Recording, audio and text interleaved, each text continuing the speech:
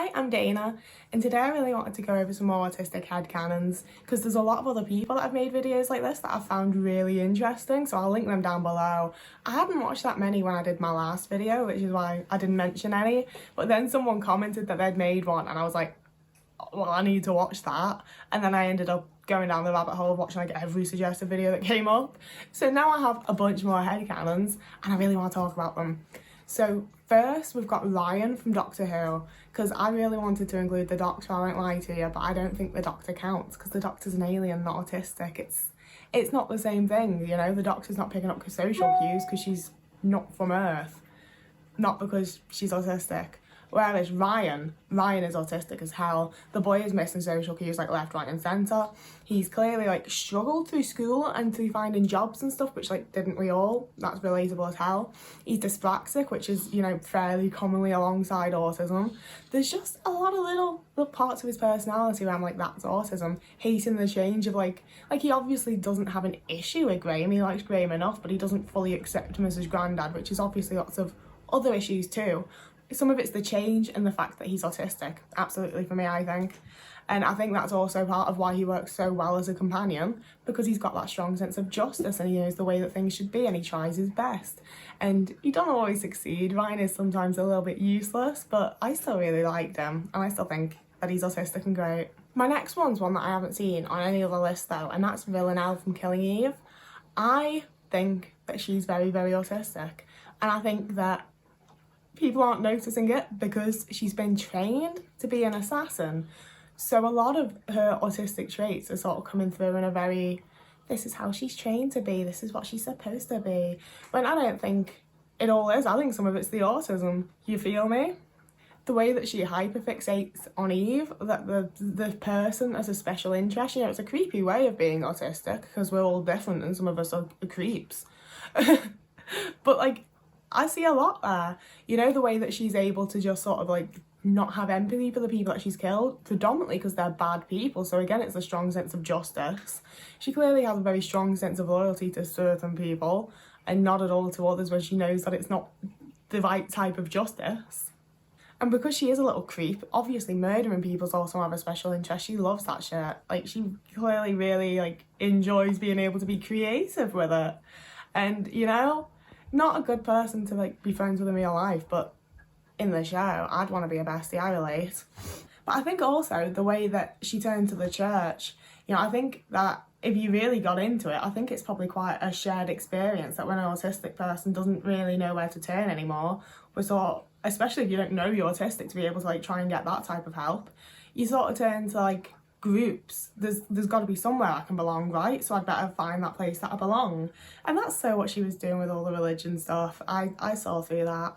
So yeah, I think Villanelle's autistic. Along with the slightly nicer one of Guillermo from What We Do in the Shadows.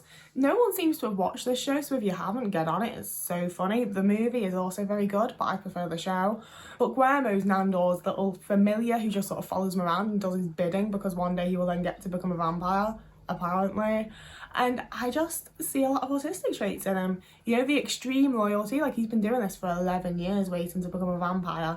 And he obviously does mind. He is kind of like, when am I going to get to be a vampire? But he doesn't mind that much because he just keeps doing it all. Like, he's getting rid of bodies left, right and centre. He's like washing their clothes all the time. He's, you know, he does everything for them. They don't do anything. And he doesn't seem to like mind all that much, because he's got the trust and the loyalty of like, yeah, well, I do all this and then I'll get turned into a vampire, it's cool. And I definitely think that's an autistic trait. He does pick up on social cues better than any of the vampires, and I think that's something he's just had to learn over the 11 years because they're all so useless. And, you know, if there's one thing we are as autistic people a lot of the time, it's able to adapt eventually. I don't have as many facts for Grandma. I don't have as many like, this is why he's autistic. I just get an overall sort of autistic vibe from him. I'm just like, yeah, I get you, man. I see what's going on here and I understand. He just has a vibe. My autist star goes off. I don't like saying this kind of thing in front of him, of course. Sorry, Guillermo. And so does it for Katniss Everdeen from The Hunger Games. I haven't thought about The Hunger Games in many a year. I absolutely devoured the books when I was about 14. I read them all, like all three of them over a weekend, and then went and saw the movie, and I really loved The Hunger Games. But Katniss Everdeen's name's popped up in a bunch of the different videos that I watched, and I was like, damn, yeah, no, I see it. You know, the way that she very much is like quite withdrawn in a lot of ways. She very much doesn't have like all that much emotion facially, vocally, like in general, even though she very clearly does deeply care about the people around her, like her mum and Prim. And did she like the cat or hate the cat? I don't remember. It's been a while. But she definitely, like, you know, she deeply cared about people without necessarily showing the level of empathy that would be expected. Didn't mean she didn't feel it, which is, you know, such an autistic trait. She also wasn't all that interested in forming sort of relationships with people, you know? She sort of had the people that were close to her, she liked having them around, but she wasn't going out of her way to meet people, to communicate with others. She didn't really want all that.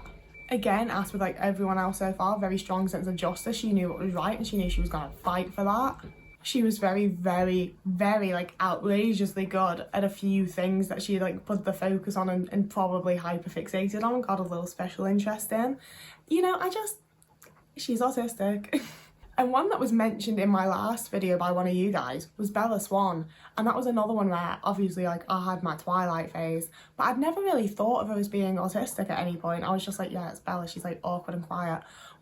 But as soon as I read that comment, I was like, yeah, Bella is autistic as hell. Girl is like missing social cues. Girl is just like awkwardly laughing at things because she doesn't know what to do. She'd much rather just be sat at home with a book than be going out anywhere. She doesn't seem to particularly want to speak to anyone at school. You know, she basically only goes for Edward because he's like different and interesting, the only single sibling. And I think she probably like honestly just hyperfixated on him. Was like, yeah, someone that's not like everyone else. I'm finally interested in a person. You know, she was also clearly dyspraxic. That's why she was falling over all the time. It wasn't just a little bit clumsy. The girl's autistic and dyspraxic.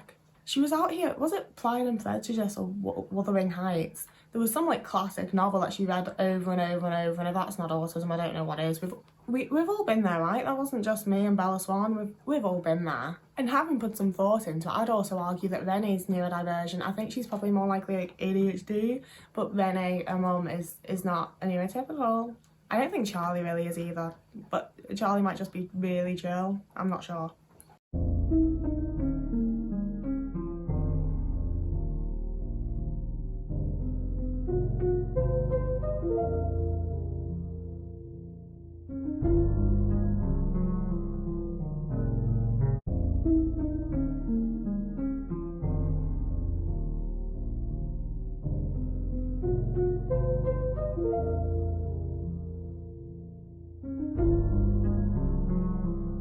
And I've also seen a Tumblr post floating around that's going off, like really going off. I'll link it down below, about how Elle Woods is autistic. And it was another one where I was like, oh, hot damn, yes.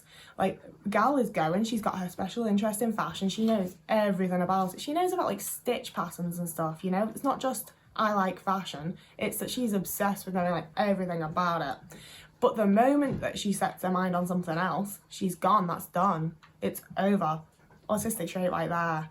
But the fact that she's also super smart, like she can score a 179 or 4.0, I don't know what American schooling system grades are, but she can get really high grades, and yet she's still struggling in school. And yet the moment she puts her mind into it, she can get into law school. The gal's autistic. Don't fight me on that. And you can't, because I'm going to link the Tumblr post down below.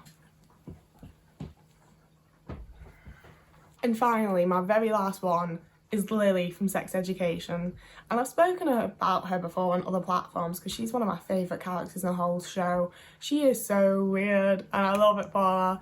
I think, oh god, now that I'm thinking it, I might have mentioned Lily in my last video, but I kind of don't care because I love her. Girl's missing social cues, she's obsessed with aliens, like I feel that. She's just out here writing fanfic all the time, writing weird ass musicals and plays, and just being... She's odd in all the best ways, and it just screams autism to me. It screams that she is autistic, and I relate so hard, and I love her. I would die for Lily in Sex Education, especially how she dresses. I feel like she dresses for sensory needs as well, and does her hair to coincide with her special interests. Hello? Good morning. Good morning. Oh, rats are so cute. I'm very nearly done. Love you. I love you too. So yeah, there you have my autistic headcanons for today. I'm sure I'm probably going to think of more, and I'm sure that you guys will hopefully comment more down below that I immediately am like, oh god, yes, I agree with that. I would love it if you did. If you disagree or agree with any of mine, if you have any others, whatever your thoughts and opinions are, I'd love to read them down below. But for now, whoever you are, wherever you are, I hope you're having a lovely morning, evening, day, afternoon, week, month, year, and I'll see you again in a few days.